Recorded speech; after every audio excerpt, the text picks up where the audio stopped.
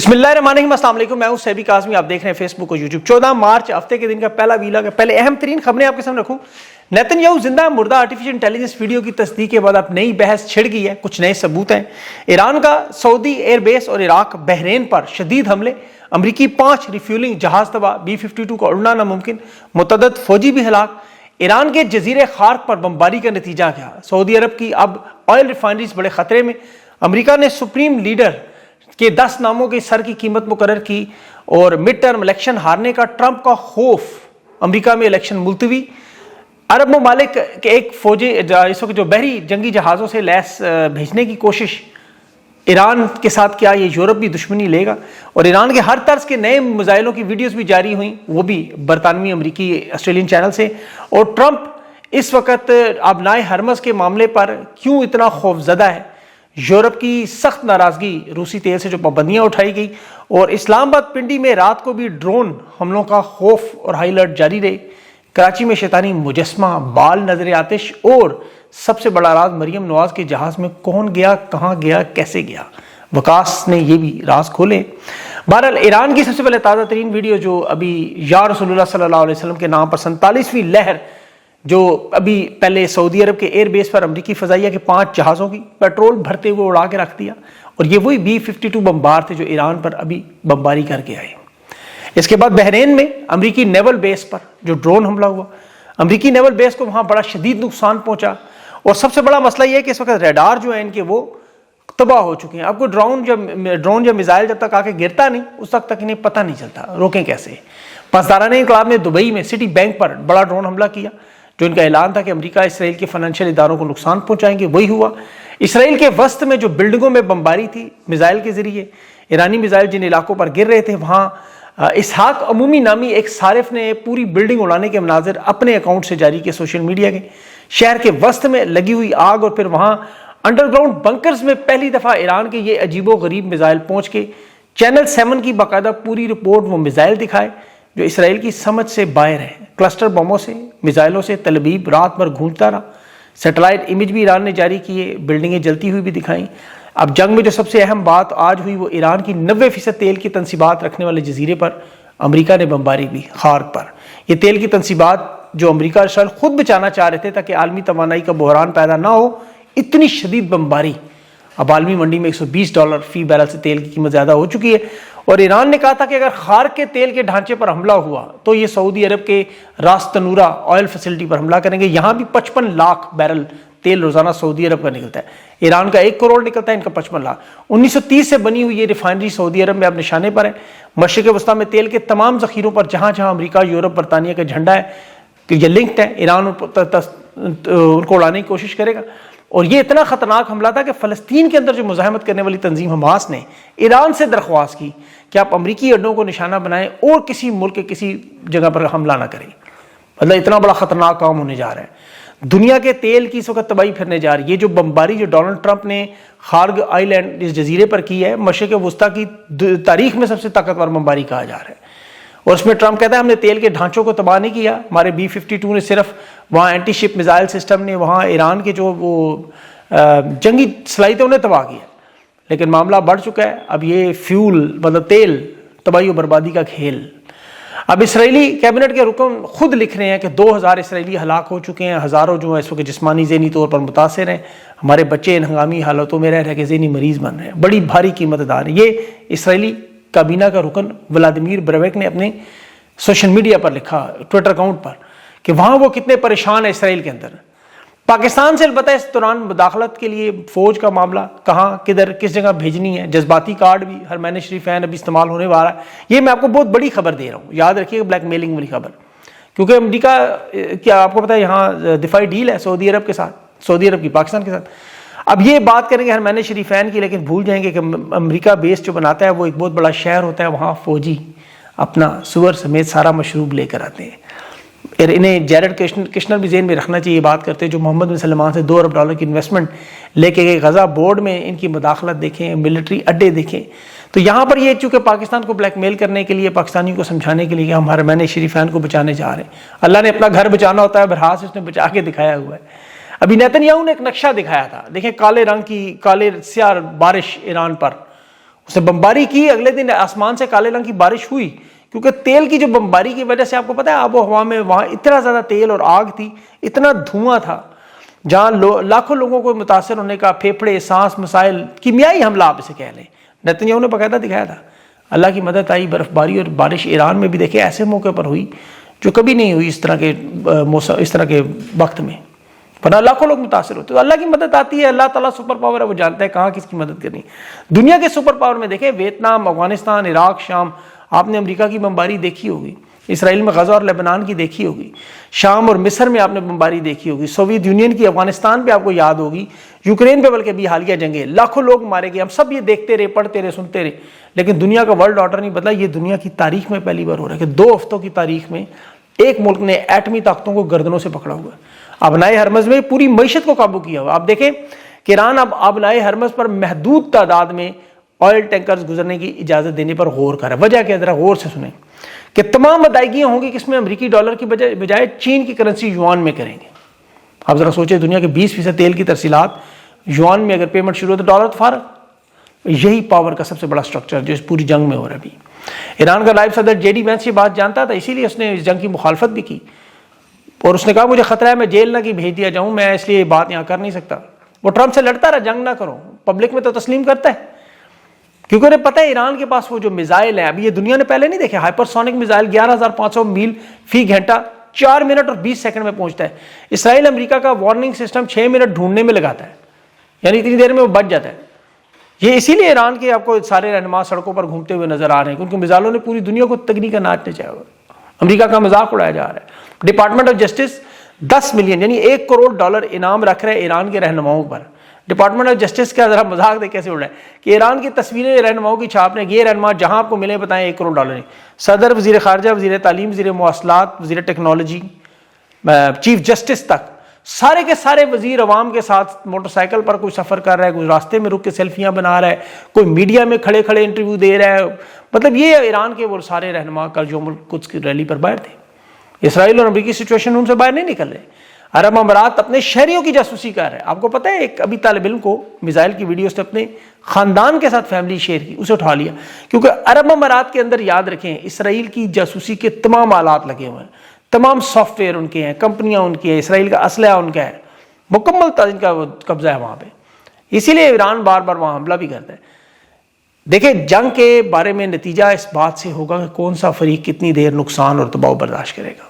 اب اس بات سے نہیں ہوگا کس کو کتنے ہتھیار ہیں، کس نے کتنے حملے کیے۔ ٹرمپ کا تو خیال تھا نا 2-4 دن میں جنگ ختم ہو جائے گی وینزویلا کی طرح، وہاں صدر اٹھایا، یہاں سپریم لیڈر کو شہید کروں، قیادت ہٹے گی، نیچے سے عوام خود اٹھے گی اور زمینی فوج داخل کریں گے، سب یس ہو جائے گا 4 دن۔ ایک تو نیچے سے نکل اوپر آنے والے رہنما پہلے والوں سے زیادہ سخت گیر، ایران کی عوام کے پاس تو نہ ہتھیار، نہ کوئی مسلح تنظیم، نہ وہ اپنی حکومت کے خلاف، اور حکومت ٹرمپ کی توقعات سے زیادہ مضبوط۔ آج بھی انٹیلیجنس اداروں کا کہنا ہے امریکی کہ حکومت گرنے کے دور دور تک کوئی آثار نہیں۔ پھر ایران کی فوج کے ساتھ بھی تمام مس کیلکولیشن ان کی ہوئی۔ امریکہ کے حملوں کے جواب میں انہوں نے اسرائیل میں سمیت امریکی فوجی اڈے عرب امارات، بحرین، قطر، سعودی عرب سب جگہ نشانہ بنا دیے۔ ایران کو تو لگتا ہے سعودی عرب، عرب امارات امریکہ پر دباؤ ڈالیں گے جب حملے کریں کہ جنگ رکوائے، انہوں نے نہیں رکوائی۔ عرب ممالک نے ایک دفعہ بھی امریکہ اسرائیل سے نہیں کہا کہ جنگ روکیں، وہ ایران کی مذمت کرتے رہے اور امریکہ اسرائیل کا ساتھ دیتے رہے، اور پھر امریکہ دنیا کے اتحادیوں کو ملا کے ساتھ لے آئے۔ ایران کے اتحاد میں چین، روس ایک جائز حد تک مدد کرتے ہیں۔ تو یہ بڑی غیر متوازن جنگ ہے۔ دیکھیں ایک طرف امریکہ اسرائیل بہت بڑی طاقت ہے، بہت بڑا فوجی بجٹ، ہتھیار بے تاشا۔ ایران فوجی لحاظ سے ان کے سامنے کمزور نظر آتا تھا، لیکن انہوں نے جس طرح یہ ویتنام کی طرح لڑائی لڑی، امریکہ ویتنام میں بھی ایسے جدید لڑاکا طیاروں سے بمباری کرتا رہا، وہ وہاں جنگجوؤں کی طرح روایتی میدان سے ہٹ کے گوریلا جنگ پہ چلے گئے۔ امریکی فوج داخل ہوئی اور 1973 میں پھر انہیں وہاں سے بھاگنا پڑا۔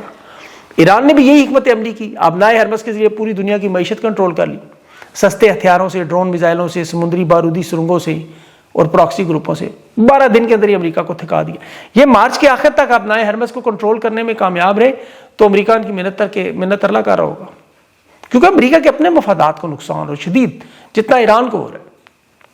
ابھی تک تو ٹرمپ کے دیکھیں اصل مقاصد ہی کسی کو نہیں پتا، کبھی وہ حکومت کی تبدیلی کی بات کرتا ہے، کبھی وہ جوہری پروگرام بند کرنے کی بات ہے، کبھی وہ فوجی کارروائی کی بات، مطلب اس کے ایک دن میں 2 بیانات کے دماغ گھوم جاتا ہے۔ کبھی وہ دیکھیں ابھی ابنائے ہرمز بند کرنے پر تیل کی پابندی پہ کہہ رہا تھا کہ دنیا تھوڑی سی قربانی دے، پھر بعد میں کہتا ہے تیل کی قیمتیں بڑھنے سے امریکہ کو فائدہ ہو رہا ہے. مطلب دیکھیں اب 5000 فوجیوں پر مشتمل ایک بحری جہاز ٹرپولی تیسرا بحری بیڑا جس میں 2500 امریکی فوجی بحری جہاز ہے F-35 ہے, اب نائے ہرمز کھولنے کی کوشش کرے گا.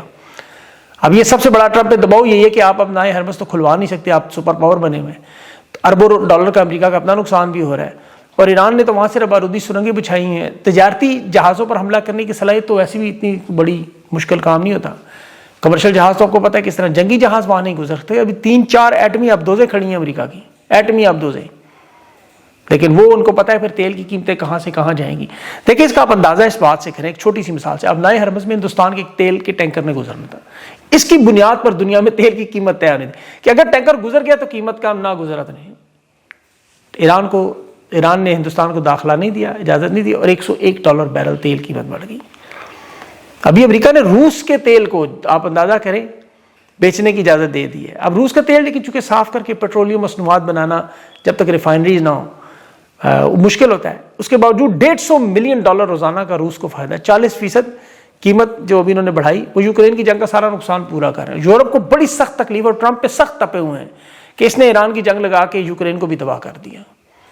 برطانیہ دیکھیں اس جنگ میں ایران کے جو ڈرونز یا عرب ریاستوں کا نقصان ہے اس کا سارے ذمہ دار پیوٹن کو اور روس کو ٹھہراتا ہے. اتنا غصے میں یورپ, اندازہ کریں. اور ٹرمپ کے لیے سب سے بڑی بات مڈ ٹرم الیکشن کینسل. دیکھیں امریکہ میں بہت سی اخبارات میں خبر کوٹڈ ہو رہی ہیں. ٹرمپ کی ایک عادت ہے, یہ اکثر اپنے منصوبے پلان ہنسی مذاق میں باتوں میں بتا دیتا ہے.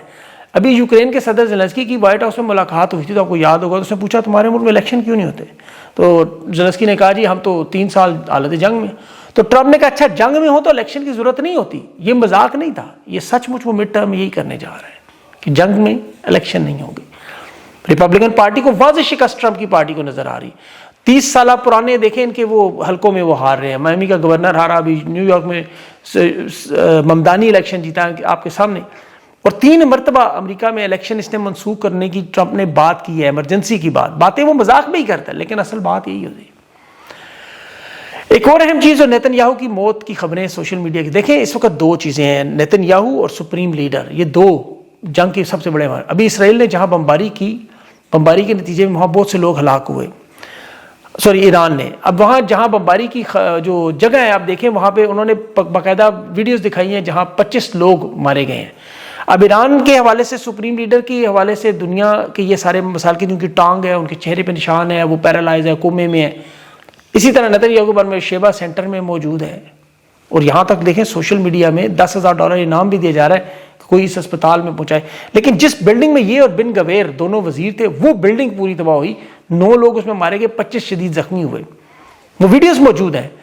اب نیتن یاہو کی جو ابھی حالیہ دنوں میں ویڈیوز آئی ہیں وہ دیکھیں, آرٹیفیشل انٹیلیجنس, کسی ہاتھ کی 1 انگلی فالتو لگی ہوئی ہے, کسی میں 5 ہے, کسی میں 6 ہے. تو یہ چیز نظر آتا ہے کہ اب, اور پھر وزیراعظم ہاؤس سے باقاعدہ ٹویٹ ہوئی کہ کوئی بھی ایسی مستند اداروں کے بغیر خبر کو نیتن یاہو کے بارے میں یقین نہ کریں. پھر یہ ٹویٹ ڈیلیٹ کر دی. اس میں لکھا ہوا تھا کہ ہم اس سے خود رابطہ کرنے کی کوشش کر رہے ہیں. پھر ابھی اسکائی نیوز کا ایک بہت بڑا انٹرویو ہوا جو اچانک آپریشن روم سے جمعرات کے دن, اس کا وزیر خارجہ تھا, سیکرٹری خزانہ تھا امریکن, اس کا اسکائی نیوز کے واٹر کرافٹ کے ساتھ, اور اچانک اس کو فون آیا اور وہ ڈونلڈ ٹرمپ کے سچویشن روم میں گیا. اب وہ واپس آیا تو اس کی حالت 2 گھنٹے بعد بالکل مختلف سی, ٹانگیں کانپ رہی تھی, تھر تھر زبان تھی, جس طرح جنرل باجوہ کے بارے میں یاد صادق نے کہا تھا. جب وہ بیٹھا تو اس نے بتایا, سوال کچھ اور پوچھا جا رہا تھا, جواب وہ کچھ اور دے رہا تھا. کہا جا رہا ہے کہ اسے یہ خبر اس وقت دی گئی تھی. اب دیکھیں, اب یہ معاملات تو ظاہر اب حقیقت تو خبر, دیکھیں جنگ میں سب سے مشکل مرحلہ ہی ہے, اور مڈل ایسٹ میں تو ویسے ہی باڈی ڈبل بڑے عام ہیں, یاد رکھیے گا, باڈی ڈبل ہم شکل بنا لیتے ہیں.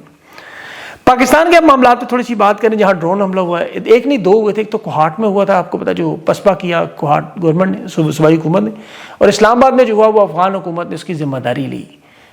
اب ظاہر ہے شکر یہ اللہ کا کہ یہ ایران کی طرف سے نہیں تھا, یہ افغان امارات اردو جسے پاکستان میں فیک قرار دیا ہے, فوجی مرکز, انہوں نے کہا جی حمزہ کیمپ پہ ہم نے حملہ کیا فیض آباد کے پاس, اور وہاں کمانڈر اور تنصیبات کو حملہ کرنا تھا. یہ بلنڈر تھا, جھوٹ تھا. ظاہر ہے یہاں ایسا کچھ بھی نہیں ہوا, فضائیہ نے وہ ڈرون گرا دیا.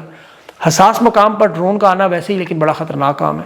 اسلام آباد ایئرپورٹ کو بھی بند کیا گیا, فلائٹ ریڈار نے فضائی حدود بھی مکمل خالی دکھائی, لیکن عسکری اکاؤنٹ کرن ناز, عمار مسعود, راوی شاوی جتنے بھی ہیں, انہوں نے کہا جی وہ جی سارا ایک جیسا ٹائپ میسج, وہ چینج بھی نہیں کرتے کلاس بھی, کہا جی ساری خبریں بے بنیاد ہیں. وہ جتنا ان کا میسج تھا اتنا ہی بے بنیاد تھی. عوام کی تباہی تو ویسے ہی انہوں نے ڈیزل پیٹرول میں نکالی ہوئی. بہرحال یہ خبر انہیں مل چکی تھی کہ 2 خودکش آ رہے ہیں, لیکن یہ نہیں پتا تھا خودکش اس دفعہ چل کے نہیں آ رہے اور ڈرون سے آ رہے ہیں. انہوں نے پورے اسلام آباد میں کنٹینر لگا دی, جیسے وہ دفعہ 144 پہ لگ جاتی تھی, وہ پابندیاں لگا دی. اب انہیں بہرحال افغانستان بمباری کا ایک بہانہ بھی مل سکتا ہے اس پہ کہ ہمارے ادھر ڈرون ہے, آپ تو کھل کے مارنی ہے بمباری, جیسے آپ کو پتا اسرائیل کرتا ہے. اب اس میں دیکھیں جنگ میں مداخلت کرنا یہ امریکہ کی جنگ ہے, آپ کو پتا ہے. یہ دہشت گردی کا خطرہ یہ امریکہ کے سارے معاملات ہیں. تیمور جگڑا نے آج بات کی, اگر پاکستان کی حکومت کو دہشت گردی کا معاملے کا خطرہ ہوتا جو نمبر 1 مسئلہ ہے, تو ایک فنڈ میں انہوں نے ایک پیسہ خیبر پختونخوا کو نہیں دیا, 1 روپیہ بھی نہیں دیا. اوپر جو بدنام زمانہ لوگ بٹھائے ہوئے ہیں, آپ دیکھیں مریم نواز کا جہاز 10 ارب کا بیٹے کے ہنی مون پہ جا رہا ہے. ٹریفک پولیس کی وردی کا رنگ پسند نہیں بدلتا. شباشی کو جیسے ڈاکیے کی وہ وردی اس نے بدلائی, اس نے ایٹ ٹریفک کا وردی بدل دی. اب 11 ارب ڈالر کی ابھی کرپشن پاکستان میں, آپ کو پتا ہے. وہ میں انشاءاللہ کروں گا اگلے اس پروگرام میں, بہت بڑی. زبیر عمر صاحب نے بات کی ہے, اس میں تفصیل آپ کو بتاؤں گا. افغانستان کے ساتھ بارڈر بند اور تباہی اور بربادی چڑھی. اب تو چین نے انہیں کہا ہے کہ بارڈر کھولیں اور جنگ ختم. انہوں نے اس دفعہ پہلی دفعہ پاکستان نے چین کی درخواست رد کر دی ہے. تجارت کو تو نقصان ہو رہا ہے, معیشت کو نقصان ہو رہا ہے, پیٹرولیم کی مصنوعات کے ذریعے تباہی چڑھی ہے. ابھی 26 تاریخ سے پیٹرول پمپ بند ہونے جا رہے ہیں. لیکن جو چین کی انہوں نے بات رد کی ہے اس کے انہیں جو اثرات ہیں وہ ضرور نظر آئیں گے, کیونکہ ظاہر ہے چین کے وہاں افغانستان میں بھی پاکستان میں بھی سٹیکس ہیں, لیکن پاکستان چین کی بات بالکل نہیں سن رہا اور یہ پہلی دفعہ ہو رہا ہے. یہ بڑا خطرناک معاملہ. اب ظاہر ہے پھر چین ادھر سے سعودی عرب کی بات نہیں مانیں گے, جب جنگ میں نہیں جائیں گے تو کیا ہوگا, اور اگر جائیں گے تو کیا ہوگا. یہ بہت بڑا ایشو بن رہا ہے. انشاءاللہ اگلے ویلاگ میں اس پہ تفصیل سے بات کرنی ہے. اور تحریک انصاف کی جو عمران خان کے حوالے سے ایک اسٹریٹجی حکمت عملی 5-6 دن عید کے رہ گئے ان کے, بہت ہوا تو عید کے 3 دن کے بعد قیادت ہوگی اور عوام ہوگی, پھر آمنے سامنے نہیں ہوں گے. تو یہ ان کا کیا لائے عمل ہے, اس پہ بھی بات کرنی ہے اگلے ویلاگ میں. اپنا خیال رکھیں, مجھے اجازت دیں. اللہ حافظ.